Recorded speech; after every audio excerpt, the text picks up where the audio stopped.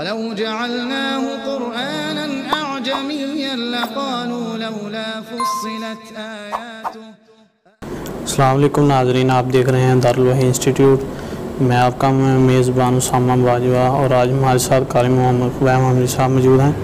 قاری صاحب سے ہم سوال کریں گے، قاری صاحب اگر ہم کوئی دیکھے خواب میں اگر کوئی سفر کر رہا ہے تو اس کی کیا تعبیر ہے؟ وعلیکم السلام ورحمۃ اللہ وبرکاتہ، الحمدللہ والصلاۃ والسلام علی رسول اللہ، اما بعد فاعوذ باللہ من الشیطان الرجیم، بسم اللہ الرحمن الرحیم۔ سبحان الذی اسری بعبدہ لیلا من المسجد الحرام۔ محمد اسامہ باجوہ صاحب،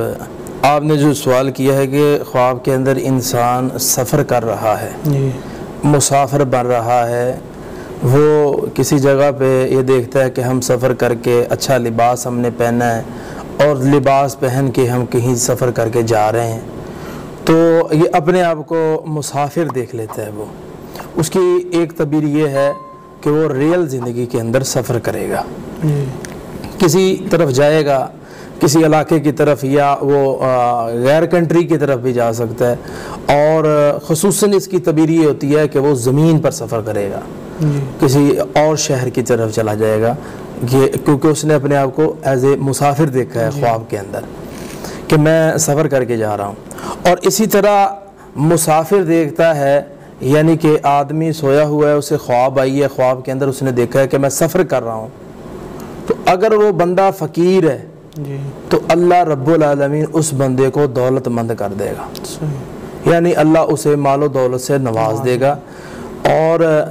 ریئل زندگی کے اندر اس کے پاس اللہ مال و دولت کی فراوانی اس پر کھول دے گا۔ اور اسی طرح کوئی بندہ یہ دیکھتا ہے کہ میں سفر سے واپس آ رہا ہوں، خواب کے اندر دیکھتا ہے ہم اکٹھے آ رہے ہیں، چند ساتھی ہیں، یا میں اکیلا سفر سے واپس آ رہا ہوں، تو اس خواب دیکھنے والے کی تعبیر یہ ہے کہ یہ شخص اپنے گناہوں کو چھوڑ دے گا اور توبہ کی طرف واپس آ جائے گا۔ عام آدمی یا زندگی کے اندر وہ چاہتا ہے کہ میں اللہ سے کسی نہ کسی طریقے سے معافی مانگوں اور بچ جاؤں، اپنے گناہوں کو چھوڑ دوں اور اپنے گناہوں پر ڈٹا نہ رہوں، کیونکہ گناہ نبی صلی اللہ علیہ وسلم سے پوچھا گیا تھا اللہ کے رسول گناہ کسے کہتے ہیں، تو رسول کائنات صلی اللہ علیہ وسلم نے فرمایا تھا ما ہاکا فی صدری کا، جو تیرے سینے کے اندر کھڑکتا ہے اسے گناہ کہتے ہیں۔ اور سینے کے اندر جو چیز کھڑکتی ہے اور وہ انسان کا دل ہے، دل کہتا ہے کہ یہ چھوڑ دے، یہ گناہ ہے، اس کے پاس نہیں جانا اور اسے ختم کر دے۔ تو فاشار الی صدرہ ثلاث مرات،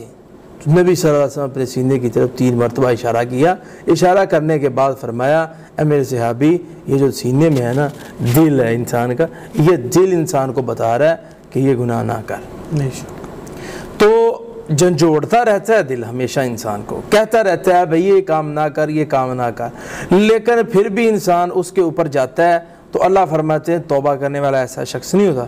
تو جو توبہ کرنے والے لوگ ہوتے ہیں ان کے متعلق قرآن مجید کیا کہہ رہا ہے، یہ میں اپنے ناظرین کو توبہ کے متعلق، جو لوگ یہ سمجھتے ہیں نا ہم گناہ کریں معافی مانگ لیں گے، پھر کریں گے، پھر معافی مانگ لیں، پھر کریں گے، پھر معافی مانگ لیں، یہ کام ٹھیک نہیں ہے۔ اللہ فرماتے ہیں توبہ کرنے والا وہ ہوتا ہے وَلَمْ يُصِرُّوا عَلَىٰ مَا فَعَلُوا، وہ اس چیز پر اڑا نہیں رہتا جو اس سے غلطی ہو چکی ہے، جو اس سے غلطی ہوگی وہ اس پہ اڑا نہیں رہتا، وَهُمْ نَادِمُونَ، اور وہ پشیمان رہتا ہے، ہر وقت سوچتا رہتا ہے یار مجھ سے یہ غلطی ہوئی ہے، میں نے اللہ سے معافی مانگنی ہے اس چیز کی۔ تو اسی طرح آدمی خواب کے اندر دیکھ لیتا ہے پشیمان ہے، شاید میں پتہ نہیں میرا کیا بنے گا، تو